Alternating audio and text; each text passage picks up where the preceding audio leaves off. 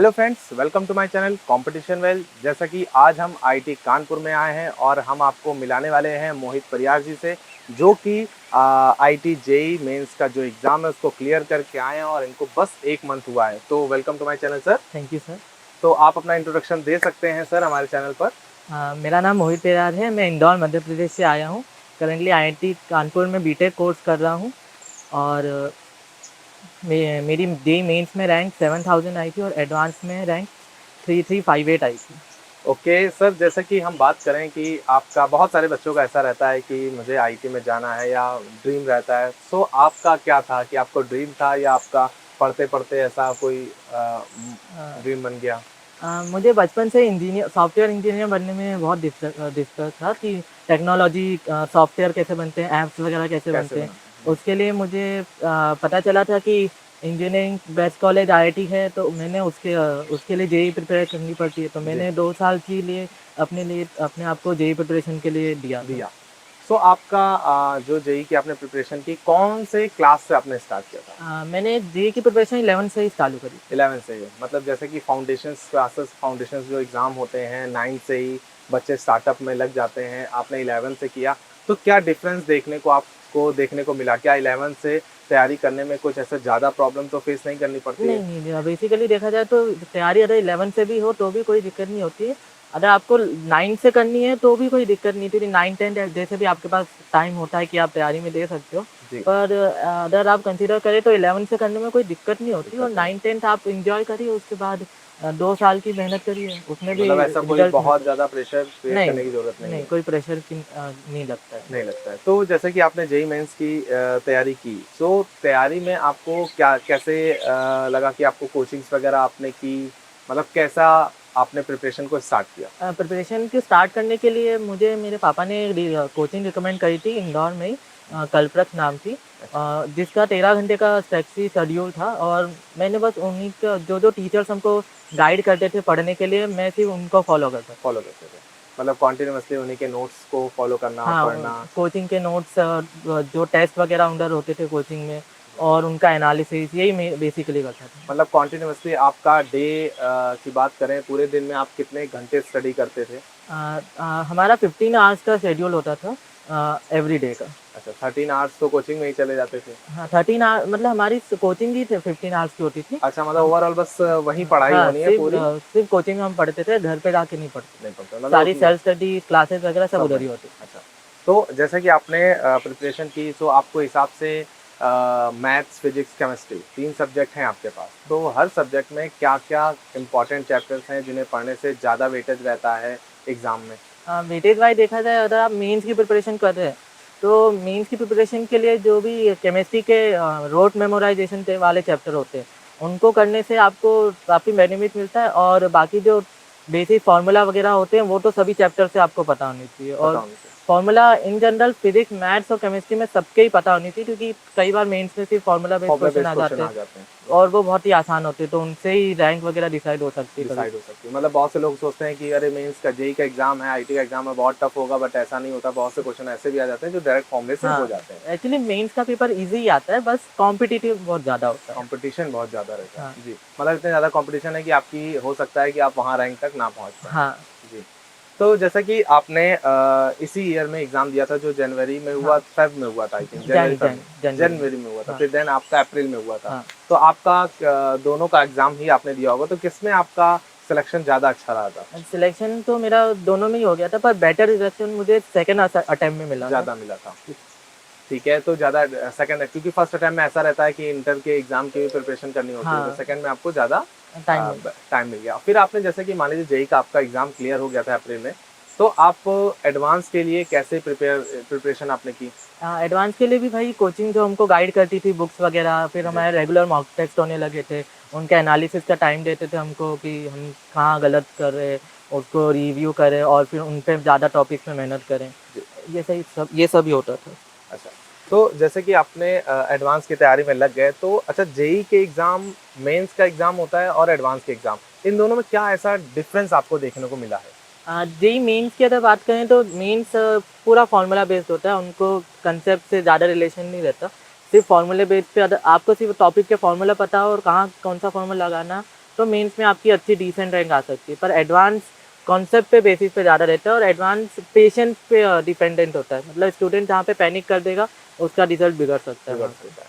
तो जैसा कि आपने कुछ बुक्स ऐसी हैं जो मेंस, पहले तो मेंस ही हमारे सामने आता है, तो कौन सी ऐसी बुक्स हैं जो बच्चों को, बहुत सारे बच्चे पूछते हैं सर कौन सी बुक हम फॉलो करें जो जेईई के एग्जाम को हम क्लियर कर सकते हैं, अ, तो ऐसी कौन सी बुक्स हैं जो आप बताना चाहेंगे कि? अगर जेईई मेंस के हिसाब से बात करें तो मैथ्स के लिए मैं सिंगेज रिकमेंड करूँगा। सिंगेज। फिजिक्स के लिए भी सिंगेज बीएम शर्मा की जो जी। होती है वो काफ़ी अच्छी होती है। और केमिस्ट्री के लिए मैं ऑर्गेनिक के लिए एमएस चौहान और पियर्सन रिकमेंड करूँगा। जी। और फिजिकल केमिस्ट्री के लिए एन अवस्थी। अच्छा। तो जैसे कि सिंगेज बुक है, मैथ्स फिजिक्स के लिए आप ले सकते हैं, काफ़ी अच्छी बुक्स हैं ये। हाँ। ठीक है।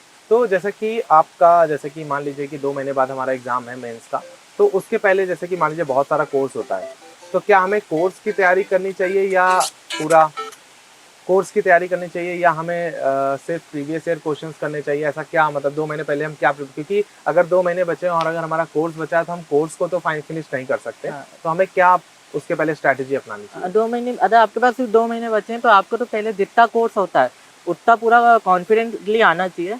बाकी अगर जितने फॉर्मूले आप याद कर सको, जितना भी कोर्स आपका बचा है वो सारे फॉर्मूले, और मेनली फोकस पीवाईक्यू पे होना चाहिए क्योंकि पीवाईक्यू बहुत इंपॉर्टेंट होते हैं प्रीवियस ईयर मेंस के लिए। क्वेश्चंस बहुत ज़्यादा हाँ। इम्पोर्टेंट है। मतलब ये बहुत ज़्यादा रोल रखते हैं प्रीवियस ईयर क्वेश्चंस आपके एग्ज़ाम के लिए। तो अब प्रीवियस ईयर क्वेश्चंस के लिए मतलब जैसे कि हम लोग किसी नहीं होता है कि जैसे प्रीवियस ईयर क्वेश्चन परचेज़ कर लेते हैं, कोई हाँ। मॉक टेस्ट का कितना रोल रहता है एग्ज़ाम में? मॉक टेस्ट बहुत इंपॉर्टेंट होते हैं। बहुत अगर मॉक इम्पोर्टेंट। टेस्ट से आपको पता चलता है कि आपके टॉपिक चीज़ कहाँ पे वीक हैं आप, और आपको अपनी स्पीड के बारे में भी पता चलता है कि कितनी देर में मुझसे पेपर हो रहा है। और वो बेसिकली बिना मॉक टेस्ट के अगर आप एग्ज़ाम दोगे तो आपको बहुत ज़्यादा डिफ़िकल्टी आती है। बहुत तो ज़्यादा। मॉक टेस्ट जितने हो सके उतने ज़्यादा देने चाहिए। आपको आई थिंक उससे कैपेबिलिटी मिल जाती है कि हाँ, आप कितने कैपेबल हो एग्ज़ाम के हाँ, लिए। आप उतने कॉन्फिडेंस आ जाता है आपको। कॉन्फिडेंस आ जाता है, मतलब पैनिक नहीं होगे आप एग्ज़ाम देते समय हाँ। टाइम। अच्छा। तो जैसे कि आपने एग्ज़ाम दिया था, तो आप आपने एंट्री की होगी, तो अंदर का क्या माहौल रहता है एग्ज़ाम हॉल का? एग्ज़ाम हॉल में बहुत मतलब डिसेंट रहता है, तो ज़्यादा डिस्टर्बेंस नहीं होता। जी। आपको कभी-कभी कोई डिस्टर्बेंस मिलता है तो आप इन्विजिलेटर को कंप्लेन कर सकते हो। और एग्ज़ाम में चिल रह के ही एग्ज़ाम देनी चाहिए आपको। ज़्यादा टेंशन लेके अगर एग्ज़ाम देते हैं तो फिर आपका ही पेपर बिगड़ सकता है। जी। जितना हो सके पेशेंटली, आराम से और थोड़ा स्पीड मेंटेन करते हुए पेपर देना चाहिए। जी। तो चलिए, जैसे कि आपने जेईई मेंस का एग्ज़ाम दिया होगा और आपने एडवांस का फिर दिया और आपने क्लियर किया और आपकी काफ़ी अच्छी रैंक भी आई थी, 3000 के अप्रॉक्सिमेट आपकी जो आई है, वो काफ़ी अच्छी है। तो आपके दिमाग में आईटी कानपुर ही क्यों आपने चूज़ किया? बेसिकली तो आईटी कानपुर के कल्चर के कारण, क्योंकि यहाँ पे जितना स्टूडेंट फ्रीडम मिलती है वो और किसी आईटी में शायद ही नहीं मिलती है। जी। क्योंकि 24/7 आपको कभी भी कहीं पे भी घूमने को अलाउड है। जी। क्लोथिंग पे कभी आपको कोई रोकता नहीं है।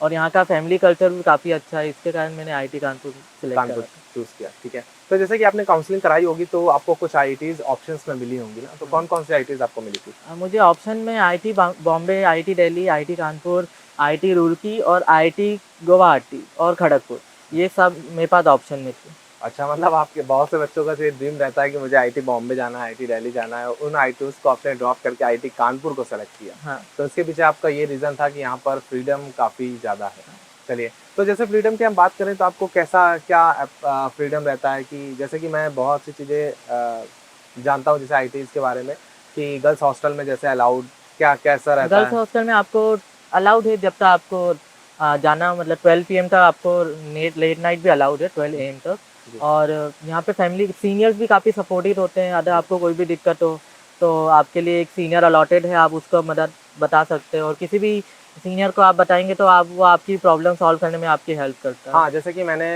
काफ़ी लोग से आईआईटी कानपुर में कॉन्टैक्ट है, बात भी होती है और उनसे मेरा इंटरव्यू भी हुआ है।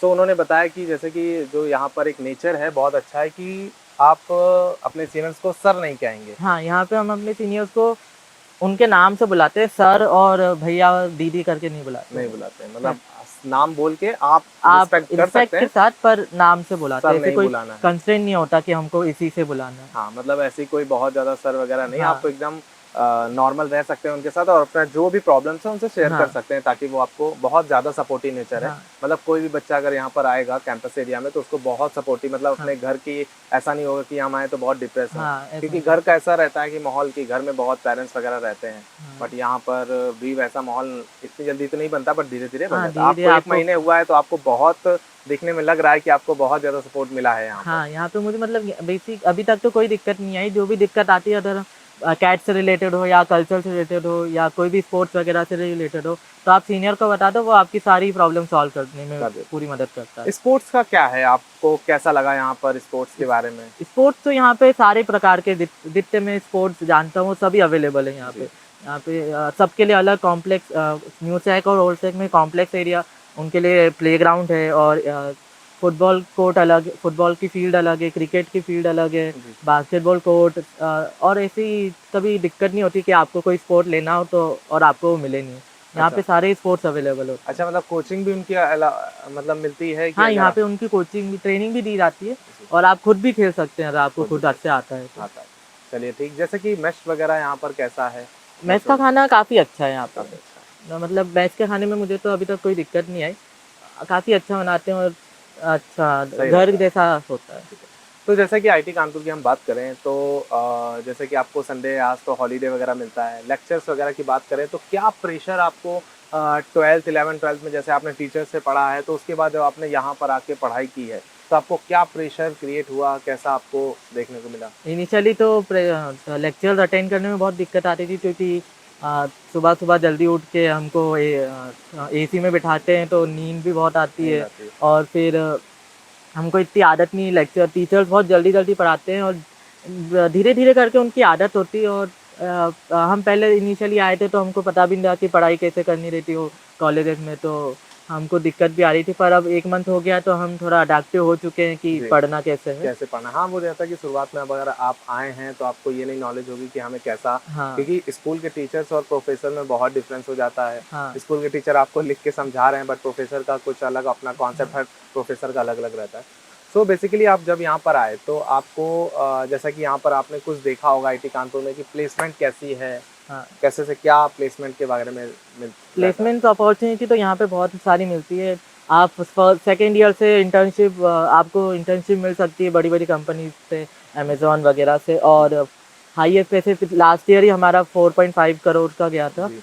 तो प्लेसमेंट अपॉर्च्युनिटीज़ तो बहुत होती है, सबके लिए ओपन रहती है। अच्छा। तो जैसा कि आपने बताया कि ऐसा प्लेसमेंट काफ़ी अच्छी है, आईटी कानपुर है, नामी आईटीज़ में ही इसका नाम आता है। सो जैसा कि आप यहाँ पर रह रहे हैं तो आपको होटल कह रहा हूँ मैं, हॉस्टल वगैरह की क्या है, मतलब हॉस्टल कैसा मिल रहा है आपको यहाँ पर? हॉस्टल हमको अभी सबको डबल शेयरिंग का मिलता है, और कुछ-कुछ लोगों को ट्रिपल शेयरिंग का भी मिलता है। डबल शेयरिंग रूम काफ़ी बड़ा और अच्छा है, कि हमको कभी दिक्कत नहीं होती 2 लोगों को साथ में रहने में। जी। हम आराम से कंफर्टेबली रह सकते हैं। और ट्रिपल शेयरिंग रूम भी काफ़ी बड़ा रहता है, बड़ा है। 3 लोग आराम से उसमें रह सकते हैं। अच्छा, जैसे ऐसा मैंने सुना है कि जैसे फर्स्ट ईयर में यहाँ पर दूसरे हॉस्टल आपको मिलते हैं, उसके बाद आपका सेकंड या थर्ड ईयर में हॉस्टल चेंज हो जाते हैं, ऐसा हाँ, कुछ होता है? हाँ, ऐसा हमको होता है कि फर्स्ट ईयर आपका सारे न्यू फ्रेशर्स का कॉलेज हॉस्टल सेम रहता है। उसके बाद आपको अपने जो आपको एक स्टूडेंट गाइड अलॉट होता है, उसका पेरेंट हॉल, हमारे लिए वो पेरेंट हॉल होता है, और हमको उसी में वही अलॉट हो जाता है अलॉट हो नेक्स्ट 2 इयर्स के लिए, सेकंड और थर्ड के लिए। और और फिर फिर उसके फोर्थ ईयर हमारा अलग से, बाकी से सारे फोर्थ ईयर स्टूडेंट का एक ही एक कॉलेज ही हो हॉस्टल जाता है। होता है। चलिए। तो जैसा कि हम लोग यहाँ पर खड़े हुए हैं और पीछे का ये बिल्डिंग ये जो है रिसर्च एरिया है। रिसर्च एरिया है, एंड ये जो राइट में आप देख सकते हैं, राइट साइड में ये लाइब्रेरी एरिया है यहाँ का, हाँ, और ये पीछे जो फाउंटेन वगैरह आप देख रहे हैं ये कैफेट एरिया का है। ठीक है, जहाँ पर हम लोग ये शूटिंग कर रहे हैं, इंटरव्यू ले रहे हैं सर का। तो सर आपने यहाँ पर आईटी कानपुर में आप आए तो आपको जैसे संडे वगैरह मिलता है तो आप क्या अपने फ्रस्ट्रेशन या प्रेशर होता है थोड़ा बहुत आईटी में आने के बाद, तो हाँ। आप उसको डाउन करने के लिए क्या करते हैं? मैं तो जब भी ऐसा कोई टेंशन वगैरह होती है तो मैं तो स्लीप वगैरह में ले लेता हूँ, और मुझे म्यूज़िक सुनने की आदत है तो मैं म्यूज़िक सुनता हूँ। बाकी यहाँ पे आईटी में काफ़ी सारे क्लब्स वगैरह भी हैं, तो उनको भी एक्सप्लोर कर सकते हैं। अच्छा। जैसे डांस क्लब हो गया, ड्रामा क्लब हो गया, म्यूज़िक क्लब हो गया, तो हाँ। आप कहीं पे भी जाके देख सकते हैं। अच्छा, जैसे क्लब वगैरह की बात करें तो यहाँ पर एक फेस्टिवल होता है अंतराग्नि, हाँ, इवेंट्स वगैरह कराया जाता है, वो आप उसमें अगर पार्ट लेना चाहें तो क्या कैसे से क्या कर उसके सकते लिए पार्ट लेने के लिए आपको बस अंतरागिनी के ऑडिशन वगैरह होते हैं जो सीनियर्स करवाते हैं, जी। पूरा फेस्ट सीनियर्स ही ऑर्गेनाइज करवाता है। तो बस आपको उनके ऑडिशन में क्लियर होना रहता है, बाकी आपको फिर सब सीनियर्स ही सिखाते हैं कि आपको अंतरागिनी में कैसे क्या परफॉर्म करना है। अच्छा, जितने भी इवेंट्स वगैरह जो होते हैं यहाँ पर कोई प्रोफेसर या और कोई नहीं, बल्कि क्या सीनियर स्टूडेंट्स ही सारे कराते हाँ, हैं? सारे सारे ऑर्गेनाइजेशन जो भी फेस्ट वगैरह हैं, कैट से रिलेटेड जो भी चीज़ नहीं रहती, इन जनरल सारे वो सीनियर्स ही करवाते हैं, सीनियर्स ही और कराते हैं। प्रोफेसर उनका कोई हाथ नहीं रहता उनमें। कोई आता नहीं था। मतलब बहुत ज़्यादा फ्रीडम है, आप हाँ, आराम से रह सकते हैं, कोई हाँ, टेंशन वाली बात नहीं है यहाँ पर। हाँ। और क्या अच्छी इम्पोर्टेंस है, आप अपने हिसाब से बता सकते हैं आईटी कानपुर की? क्यों आप अगर जेईई क्लियर कर रहे हैं और क्यों बेस्ट है आपके लिए IT Kanpur? Best other IIT Kanpur other की बेस्ट बात करें तो सबसे पहले बात कल्चर ही काफ़ी वास्ट और डाइवर्स है। यहाँ पे काफ़ी फ्रीडम मिलती है कल्चर में, और प्लेसमेंट अपॉर्चुनिटीज़ भी बहुत ज़्यादा रहती है आईआईटी कानपुर में। और यहाँ पे सभी प्रकार के क्लब, जो भी आपको स्पोर्ट्स वगैरह और जी, एक्स्ट्रा करिकुलर एक्टिविटी में रहना है तो आप उन सारे क्लब को ज्वाइन कर सकते हैं, और आप चाहें तो कोई नई एक्टिविटीज़ का भी क्लब भी बना सकते बना हैं। सकते हैं। तो यहाँ पे फ्रीडम काफ़ी रहती है और आपको लाइफ एंजॉय करने में काफ़ी मज़ा आएगा। मज़ा आएगा। मतलब आपको 4 ईयर जो आपके 4 साल निकलेंगे वो हाँ, आपके काफ़ी बहुत मेमोरेबल रहेंगे। जी। तो जैसा कि आपका क्या क्या एम है कि आपका बीटेक कंप्लीट होने के बाद आपको प्लेसमेंट लेनी है या आगे कुछ और करना है? मेरा अभी तो प्लान यही है कि मुझे हायर स्टडीज़ में जाना है, जी, पीएचडी कोर्स करना है, और साथ में अदर पहले प्लेसमेंट के साथ जॉब करके थोड़ा एक्सपीरियंस गेन करने गेन के करने के बाद बाद। फिर हायर स्टडीज़ में जाना है। जैसा कि आप लोगों ने देखा कि हमने अभी बहुत ही न्यू स्टूडेंट्स हैं, बस 1 महीने हुआ है। अभी वाले एग्ज़ाम में जो 2023 में हुए थे, उसमें ही एग्ज़ाम देके ये सेलेक्ट हुए हैं। जेईई मेंस का फिर एडवांस का इन्होंने दिया और यहाँ पर सेलेक्ट होके आज आपके सामने खड़े हैं आईटी कानपुर में। तो आप देख सकते हैं, आप भी ऐसे ही प्रिपरेशन कर सकते हैं ताकि आपको भी कोई अच्छी आईटी मिले। आपके लिए मैं ये एग्ज़ाम्पल आपके सामने देख सकते हैं। इनकी उम्र कोई बहुत ज़्यादा नहीं, आपके ही बराबर के होंगे। आप अपनी तरफ से जो टिप्स देना चाहते हैं, जो देखेंगे ये वीडियो को, कि उन्हें क्या प्रिपरेशन कैसे करनी चाहिए जो फ्रेशर्स ही मतलब उनका ड्रॉप ना हो और कैसे वो आईटीज़ को सेलेक्ट कर सकें? अदर टिप्स वगैरह की बात करें तो फ्रेशर्स के लिए यही टिप रहेगी कि आप अगर आप जो भी तो कोचिंग इंस्टीट्यूट में है तो जो भी वो कोचिंग इंस्टीट्यूट आपको मटेरियल प्रोवाइड कर रही है, आप बस उन्हीं को फॉलो करिए। जितने भी टेस्ट वगैरह है उनको दीजिए, उनका एनालिसिस कीजिए, और मॉक टेस्ट पे ज़्यादा ध्यान दीजिए, क्योंकि मॉक टेस्ट बहुत इंपॉर्टेंट होते हैं एडवांस की प्रिपरेशन के लिए और मेंस के भी। थैंक यू, आपने अपना टाइम निकाल कर चैनल में दिया और बहुत सारे बच्चे इससे इंस्पायर होंगे और देखेंगे और वो और ज़्यादा मेहनत करेंगे आईटीज़ को सेलेक्ट करने के लिए। Thank you. Thank you sir. Thank you.